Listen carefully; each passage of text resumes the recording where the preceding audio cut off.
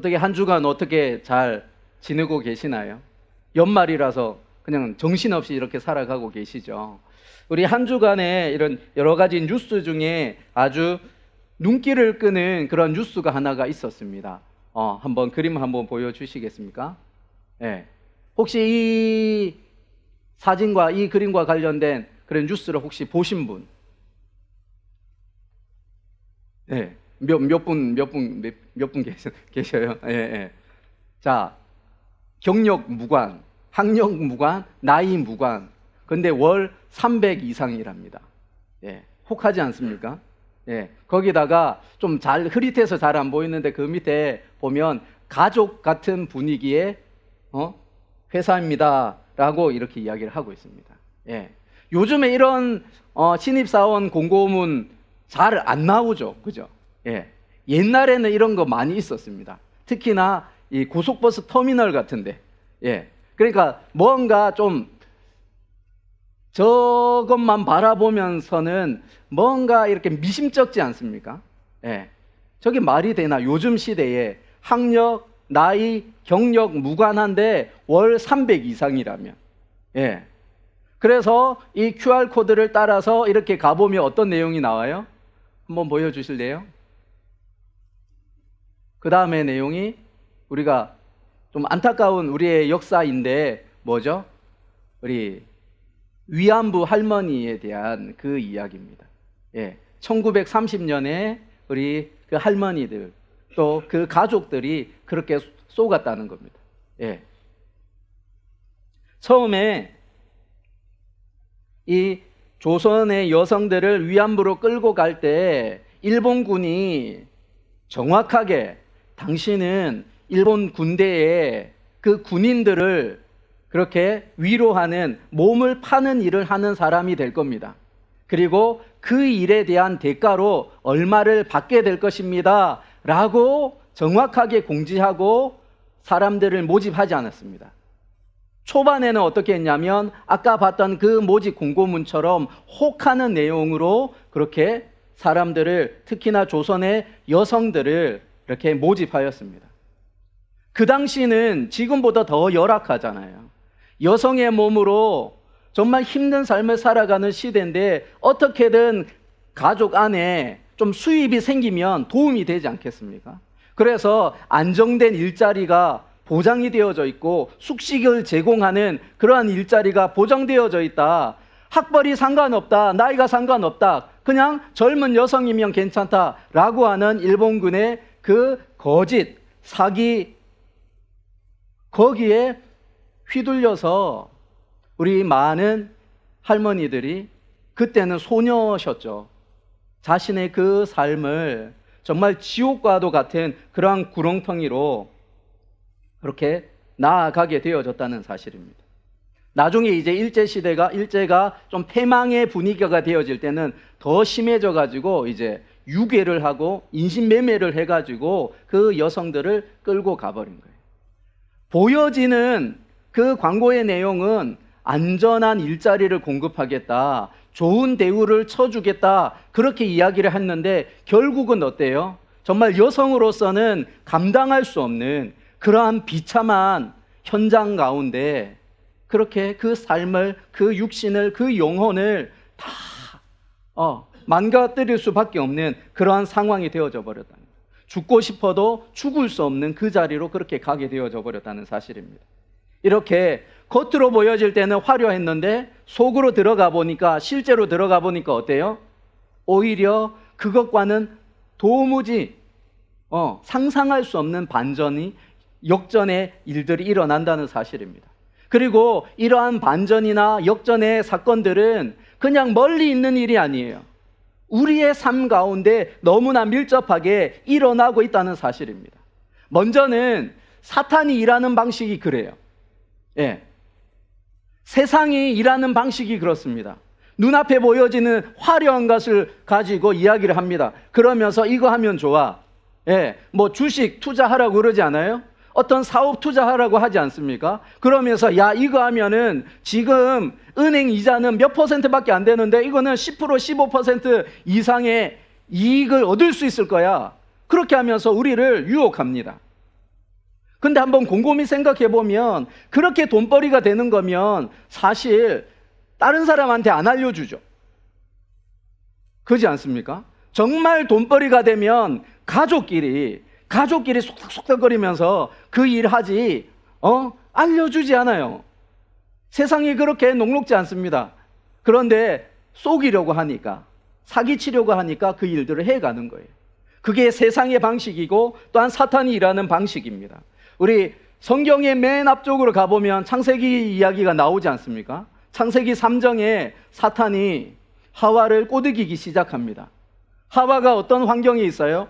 가장 좋은, 하나님께서 만들어 놓으신 가장 완벽한 삶의 조건 가운데 에덴 동산에서 하와와 아담이 살아갑니다. 그리고 그렇게 아름답게 만들어 오는 그 환경을 확장시켜 나가라. 그것이 아담과 하와에게 주어진 사명이었어요. 그런데 어때요? 한 가지 하나님께서 단서를 두는데, 근데 한 가지 제한이 있어. 에덴 동산 안에 가장 중심부에 있는 선악을 알게 하는 나무의 열매는 따먹지 마. 그거 따먹게 되면 너 반드시 죽게 될 거야. 반드시 죽게 될 거니까 그거는 따먹지 마. 그렇지만 나머지 에덴 동산에 있는 그 수많은 나무의 열매들은 너희 마음대로 해도 돼. 하나님께서 그렇게 하셨거든요. 그런데 사탄이 뱀의 모양으로 하와에게 오잖아요. 그러면서 하는 말이 뭐예요? 창세기 3장 1절의 말씀을 보니까 우리 한번 같이 읽어보겠습니다. 시작. 그런데 뱀은 여호와 하나님이 지으신 들짐승 중에 가장 간교하니라. 뱀이 여자에게 물어 이르되 하나님이 참으로 너희에게 동산 모든 나무의 열매를 먹지 말라 하시더냐. 사탄은 단도직입적으로 이렇게 훅 들어오지 않아요. 무엇인가 스멀스멀 은근히 들어옵니다. 지금 질문하는 게 뭐예요? 그 모든 나무의 열매를 먹지 마라 하더냐? 하나님 뭐라고 하셨어요? 한 나무, 한 그루의 그 나무의 열매만 먹지 마라 했는데 사탄은 이렇게 들어오기 시작합니다. 그때 하와가 대답을 합니다. 우리 2절 3절의 말씀 우리 한번 또 같이 읽겠습니다.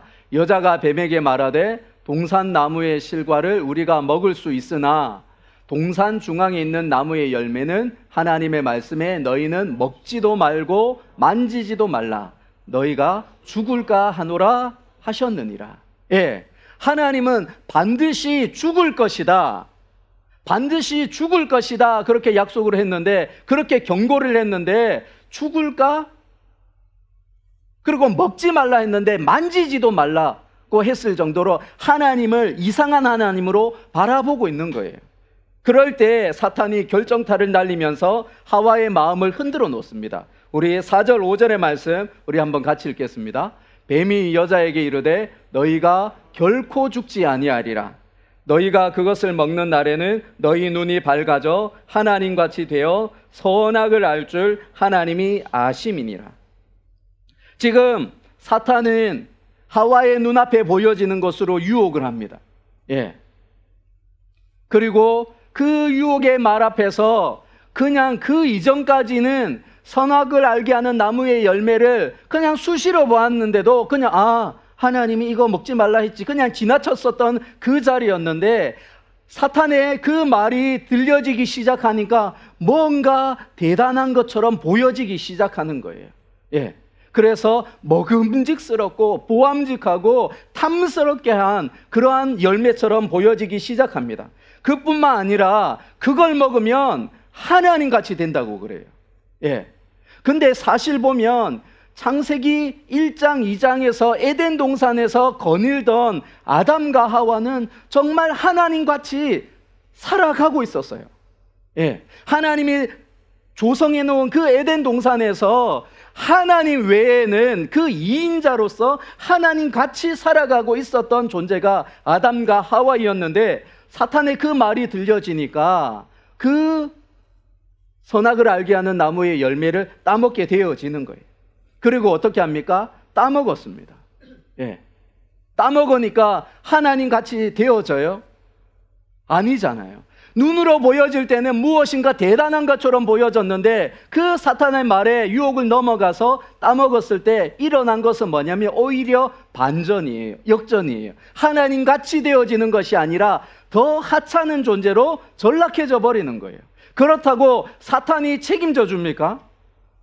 사탄이 야 너가 유혹을 했으니까 내가 먹었잖아 그렇게 이야기할 때 사탄이 책임져 주지 않아요. 한번 창세기 3장의 그 말씀을 보면 그 이후로 3장 4장에서 보면 사탄의 모습이 나타나지 않아요. 예. 그렇게 유혹하고 미혹하여서 가장 고귀한 존재였던 인간의 위치를 상실하게 만들어 버렸습니다. 좋은 것처럼 보여질 줄 알았는데 반대가 되어져 버린 거예요. 역전이 되어져 버린 거예요. 오히려 하찮은 존재가 되어져 버렸습니다. 죄가 들어오니까 가장 아름답던 부부관계가 깨어집니다. 그래서 아담이 처음 하와를 만났을 때 뭐라고 해요? 내 살 중에 살이고 내 뼈 중에 뼈다 그렇게 이야기를 하잖아요. 그 말을 지금의 표현으로 바꿔보면 뭐예요? 너는 내 거다라고 하는 거예요. 내 뼈 중에 뼈요 내 살 중에 살이라 하는 건 너는 내 거다라고 하는 거예요. 너랑 나랑은 별개가 아니야 라고 이야기를 하는 거예요. 근데 죄가 들어가니까 어떻게 돼요? 죄 때문에 그래요. 내 인생 엉망된 거 죄 때문에 그래요.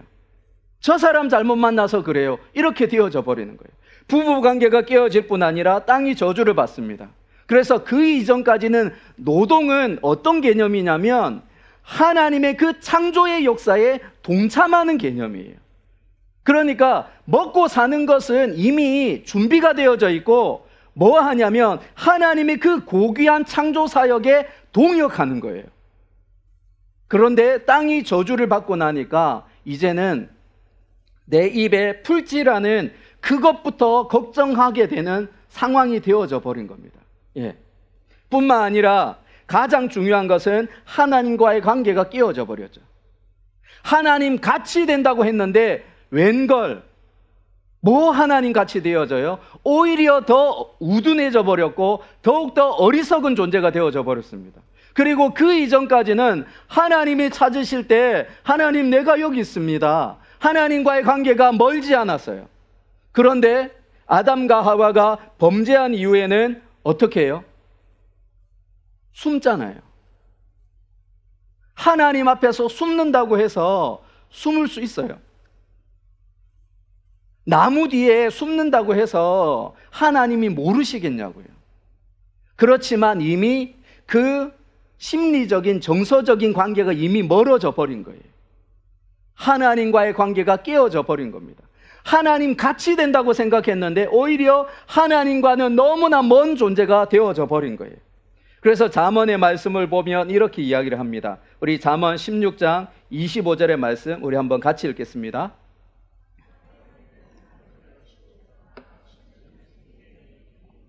예, 사람의 눈에는 바른 것 같아요. 사람의 눈에는 좋은 것 같아요. 사람의 눈에는 뭔가 될 것 같아요. 예, 그래서 뭔가 혹하지 않습니까? 그런데 사람의 눈에 보기에 바른 것처럼 보여도 그것이 멸망의 길이고 그것이 저주의 길이 있다는 사실을 우리가 기억해야 한다는 사실입니다. 사탄이 일하는 방식이 그런 반전의 역사를 써가기도 하지만 하나님이 일하시는 방식도 동일해요. 반전의 역사를 써갑니다. 근데 그 결과물은 완전 천지 차이죠. 예. 우리 모세를 한번 생각해 볼까요? 모세 태어날 때 어땠어요? 죽임을 당해야 되는 그런 상황이었습니다. 그런데 어머니가 지혜롭게 대처함으로 말미암아 그 갈대 상자를 나일강으로 흘려보낼 때 하나님께서 어떻게 하세요? 죽게 놔두나요? 사실 엄마의 입장으로서는 정말 죽음의 자리로 내모는 것과 같을 겁니다. 그러지 않아요? 그런데 하나님께서는 그 갈대 상자 안에 자고 있는 그 모세를 어떻게 합니까? 구원의 길로 준비시키잖아요. 바로의 딸 공주로 통하여서 건짐을 받게 하잖아요. 모세의 이름의 뜻이 건짐을 받았다라는 말이에요.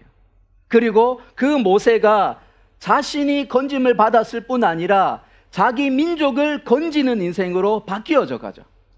예. 죽을 줄 알았던 그 인생인데 오히려 왕궁에서 자랍니다. 그러면 놀라운 일이 일어나지 않았어요? 나이 40이 될 때까지 이집트의 그 시대 최고의 교육을 받고 자랐어요. 예. 그럼 뭔가 놀라운 일을 기대하지 않습니까? 그런데 일어나는 게 뭐예요? 정말 혈기왕성하고 정말 힘이 있는 그때인데, 그래서 이스라엘 민족을 위해서 무엇인가 하려고 하는 그때인데 어떤 일이 일어납니까? 오히려 도망자 신세가 되어집니다.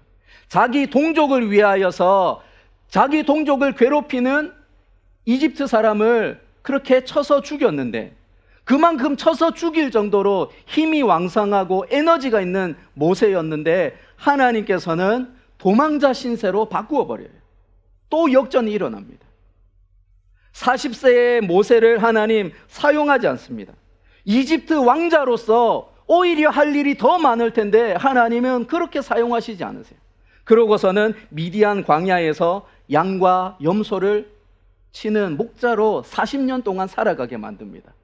뭐 하는 거예요? 철저하게 힘을 빼는 거예요. 내 힘으로 하는 것이 아니라 하나님께서 주시는 힘으로 그 일들을 하게끔 하나님 준비해 가시는 겁니다. 40세의 그 왕성한 나이에 하나님 모세를 쓰는 것이 아니라 80세의 그 노년의 때에 하나님 모세를 부르십니다. 그리고 출애굽기 3장 9절에 10절에 이렇게 이야기를 합니다. 우리 같이 출애굽기 말씀 같이 읽겠습니다. 이제 가라, 이스라엘 자손의 부르짖음이 내게 달하고 애굽 사람이 그들을 괴롭히는 학대도 내가 보았으니 이제 내가 너를 바로에게 보내어 너에게 내 백성 이스라엘 자손을 애굽에서 인도하여 내게 하리라. 반전이지 않아요? 세상적인 관점에서 보면 40대에 애굽의 왕자일 때, 이집트의 왕자일 때 하나님 쓰시기가 더 편하실 터인데 하나님은 그렇게 사용하시지 않습니다. 오히려 80세의 그 노년에 힘이 없는 그때에 오히려 하나님은 모세를 사용해 가십니다. 하나님이 왜 그 모세를 사용하셨을까? 그 이유에 대해서 우리가 모든 것을 다 알 수는 없지만 출애굽의 그 과정들을 한번 살펴보면 하나님께서 준비하고 계셨구나, 예비하고 계셨구나. 모세라는 한 사람을 준비하셨을 뿐 아니라 미디안 광야에서 40년 동안 헤매면서 살게 하셔서 이집트에서 이스라엘 백성을 출애굽할 때 40년의 광야 생활을 인도할 수 있도록 준비시켰구나라는 것을 우리가 볼 수 있다는 사실입니다. 한번 여러분의 삶을 한번 돌아보십시오. 여러분의 삶 가운데 하나님께 그런 원망이 들 때 있지 않아요? 내가 지금 하나님 쓰셨으면 좋겠는데, 내 인생 지금 하나님께서 일하셨으면 좋겠는데 하나님의 일하심은 보여지지 않아요. 내가 하나님 앞에서 좀 하나님의 뜻을 구하면서 그렇게 살아가고 있는 것처럼 보이는데 하나님의 어떤 역사가 보이지 않습니다. 오히려 내 기대와 다른, 내가 생각하는 그 모습과는 다른 그런 삶의 모습으로 나타나고 있지 않습니까? 우리 오늘 시편의 주인공인 다윗은 어떻습니까? 다윗도 어릴 때 하나님께서 그를 불러서 사무엘을 통하여 기름 부으셨습니다. 그래서 이스라엘 왕이 되게 할 거야, 그렇게 약속하셨어요. 처음에는 그 약속이 진짜로 이루어지는 줄 알았어요. 골리앗 앞에 섰을 때에 그냥 던지니까 이마 맞고 그냥 자빠지잖아요. 그리고 골리앗을 그냥 죽였습니다. 그리고 이스라엘의 장군이 되어져서 가는 곳마다 승리하였어요. 가는 곳마다 백전백승하는 장수가 되어졌습니다. 그러면 다윗의 마음 가운데 하나님 나를 통해서 일하고 계시는구나, 하나님 내 인생을 하나님 사용하고 계시는구나, 그런 마음이 들지 않겠습니까? 그런데 잘 가는 것 같은데, 인생의 상승 곡선을 쭉쭉 올라가고 있는 것 같은데 하나님 어떻게 하세요? 사울을 통하여서 그를 다시금 사망의 음침한 골짜기와 같은 그 자리로 몰아내지 않습니까? 잘 나가는 상승곡선을 그렇게 그리고 있었는데 사울 왕이 자신을 죽이려고 하니까 하얀 곡선을 그리기 시작합니다. 이스라엘 안에서 도피 생활을 하는데 더 이상 도피할 곳이 없으니까 어디로 가요? 블레셋으로 가요. 블레셋에서 좀 이렇게 안정되게 도망자의 생활을, 망명 생활을 하면 좋겠는데 그러지 못합니다. 미친 척 하면서 그 자리를 피해야 되는 그런 상황에 이르게 되어집니다. 그럴 때 세상 사람들은 어떻게 생각해요? 가장 쉬운 길을 택하면 되잖아요. 사울을 죽이면 되잖아요. 사울 왕 죽일 수 있었잖아요. 힘도 있었고요, 부하 장수들도 있었습니다. 어떻게 하면 쉽게 이 사망의 음침한 골짜기와 같은 그 자리를 벗어날 수 있었어요. 근데 다윗이 택하는 게 뭐예요? 하나님의 때를 기다리는 겁니다. 하나님의 일하심을 기다리는 거예요. 내가 할 수 있지만, 내가 오히려 쉽게 할 수 있지만, 누가 나의 목자시니까, 하나님이 나의 목자시니까 그분의 일하심을 기대하는 겁니다. 힘들지만, 힘들지만, 어렵지만, 내 현실이 너무나 힘들고 고통스럽지만 내 인생 하나님께서 쥐고 계시고 있다, 내 인생 하나님께서 책임지신다 라는 그것을 아니까 어떻게 해요? 하나님의 선하신 손길을 기다리는 겁니다. 그때가 언제인지 모르지만 나는 도망자의 삶을 살아가고, 나는 피난 생활을 하고 있지만, 나그네와 같은 인생을 살아가고 있지만 내 인생 책임지시는 하나님이 계신다라는 것을 아니까 어떻게 해요? 그 하나님을 바라봅니다. 그리고 그렇게 할 때, 믿음의 길을 묵묵하게 걸어가고 있을 때에 쉬운 길이 아니라, 편법을 써서 가는 것이 아니라, 불법을 써서 가는 것이 아니라 믿음의 길을 묵묵하게 걸어가니까 어떻게 해요? 하나님이 일하기 시작합니다. 우리 시편 23편 5절의 말씀 우리 한번 같이 읽겠습니다. 주께서 내 원수의 목전에서 내게 상을 차려주시고 기름을 내 머리에 부으셨으니 내 잔이 넘치나이다. 쉬운 길을 택할 수 있었는데, 편한 길을 택할 수 있었는데 다윗은 믿음의 길로 걸어갑니다. 그 길이 우리가 생각하는 것처럼 평탄하게 펼쳐지지는 않는다 할지라도 내 인생을 책임지시는 그 하나님이 계시니까 하나님을 바라보며 나아갑니다. 묵묵하게 믿음의 길을 걸어갈 때에 반전의, 역전의 역사가 일어나요. 그리고 하나님께서는 원수의 눈앞에서 상을 차려주십니다. 이 이미지가 어떤 이미지냐고 하면, 왕이 모든 전쟁을 다 이기고 승리한 개선 장군을 불러가지고 그 왕궁에서 만찬을 펼치고 있는 거예요. 테이블이 쫙 펼쳐져 있습니다. 그리고 온갖 진귀한 음식들이 다 차려져 있어요. 그리고 저 귀퉁이에는 누가 있어요? 그 대적 원수가 결박되어진 채, 포박되어진 채 이를 부두둑 갈면서 그렇게 고개를 쳐박고 무릎 꿇고 있습니다. 그리고 우주의 왕이신 하나님이 뭐 하고 계시는 거예요? 이 개선 장군을 상을 내리고 있는 거예요.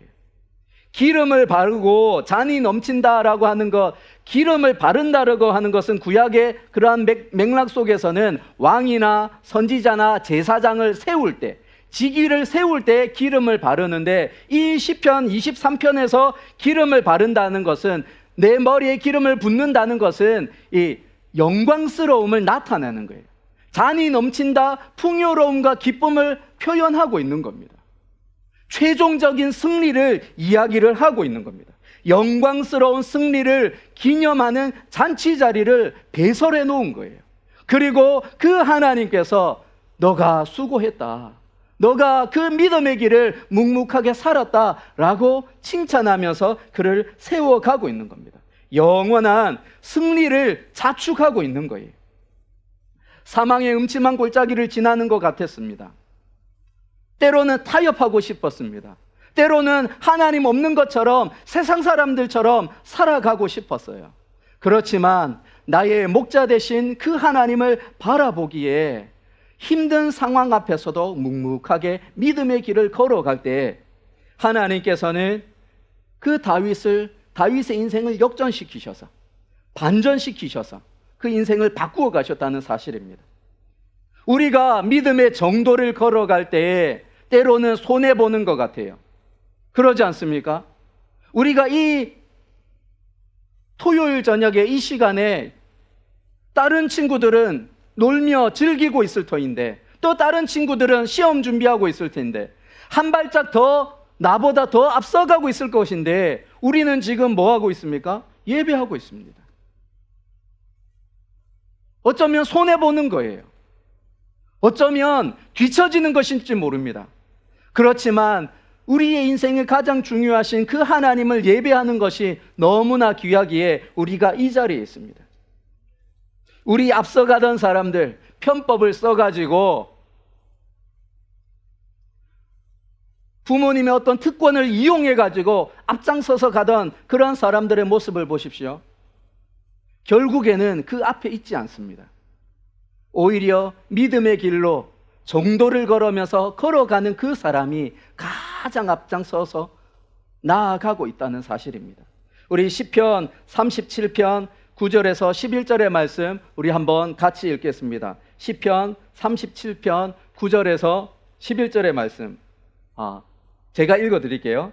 진실로 악을 행하는 자들은 끊어질 것이나 여호와를 소망하는 자들은 땅을 차지하리로다. 잠시 후에는 악인이 없어지리니 내가 그곳을 자세히 살필지라도 없으리로다. 그러나 온유한 자들은 땅을 차지하며 풍성한 화평으로 즐거워하리로다. 악인들이 왕성하고 형통한 것 같습니다. 그러나 믿음의 길로 걸어가는 사람들이 나중에 돌아보면 그들의 흔적조차 찾아볼 수 없어요. 그게 하나님의 역사이기 때문에 그렇습니다. 우리 예수 세대, 우리 청년 여러분, 우리의 삶은 반전과 역전이 교차하는 그 인생의 수레바퀴 속에서 살아갑니다. 그러나 우리가 결정해야 될 것은 뭐냐면, 우리가 선택해야 될 것은 뭐냐면 내 눈이 보기에 바른 것, 좋은 것, 그것을 결정하는 것이 아니라 나의 목자 되신 하나님께서 이것이 옳다 하는 그것, 이것이 바르다 하는 그것을 우리가 선택하는 것이에요. 지금 성탄 시즌입니다. 우리 그림 하나 보여주실래요? 성탄의 시즌입니다. 예수님 왜 오셨는지 알지 못하는 그들이 즐겨야 하는 그런 시즌입니다. 그러나 주님께서 오신 이유는 뭐예요? 십자가입니다. 십자가예요. 그러나 십자가로 끝나나요? 그러지 않습니다. 우리 빌립보서 2장 6절에서 8절의 말씀 우리 같이 읽겠습니다. 그는 근본 하나님의 본체시나 하나님과 동등됨을 취할 것으로 여기지 아니하시고 오히려 자기를 비워 종의 형체를 가지사 사람들과 같이 되셨고 사람의 모양으로 나타나사 자기를 낮추시고 죽기까지 복종하셨으니 곧 십자가에 죽으심이라. 주님이 오신 이유는, 성육신하신 이유는, 사람이 되신 이유는 죽으시러 오신 거예요. 뭐 하시려고? 우리를 살리시려고. 죽는 것에서 끝나지 않습니다. 이어서 빌립보서 2장 9절에서 11절의 말씀 보겠습니다. 이러므로 하나님이 그를 지극히 높여 모든 이름 위에 뛰어난 이름을 주사 하늘에 있는 자들과 땅에 있는 자들과 땅 아래에 있는 자들로 모든 무릎을 예수의 이름에 꿇게 하시고 모든 이름으로 예수 그리스도를 주라 시인하여 하나님 아버지께 영광을 돌리게 하셨느니라. 주님께서 이 땅에 오신 이유, 우리를 살리시기 위하여 죽으러 오셨습니다. 그러나 죽음에서 끝나지 않습니다. 부활하셔서 하나님께서는 가장 영광스러운 자로, 구주로 세우셨습니다. 그리고 모든 이름이, 모든 백성들이 그 예수 그리스도의 이름 앞에 굴복하게 하셨습니다. 우리가 그 주님을 따라 살아가는 믿음의 사람 아닙니까? 우리의 삶에 역전과 반전이 교차하면서 살아갈 터인데, 분명한 것은 하나님께서 원하시는 그 자리에 우리가 묵묵하게 걸어갈 때 우리 눈앞에 보여지는 것이 일시적으로는 뒤처지는 것처럼 보여지고, 일시적으로는 손해보는 것처럼 보여지고, 일시적으로는 내가 못한 것처럼 보여지지만, 하나님께 그 인생을 맡기는 자 최후 승리를 맛보도록 하셨다는 사실입니다. 원수의 목전 앞에서 상을 베푸셔서 우리가 그 영광스러운 승리를 맛보게 하셨다는 사실입니다. 저와 여러분이 믿음의 길로 묵묵하게 걸어갈 때에 때로는 나의 기대와 내 예상과 다른 모습이라 할지라도 반전을 이루어 가시는 하나님, 역전을 이루어 가시는 그 하나님을 바라보며 우리의 삶을 던지시기를 소원합니다. 그리하여 정말 하나님의 그 놀라운 영광스러운 그 승리의 자리에 우리 모두가 기뻐하며 즐거워하는 그 날이 오기를 주의 이름으로 축원드립니다.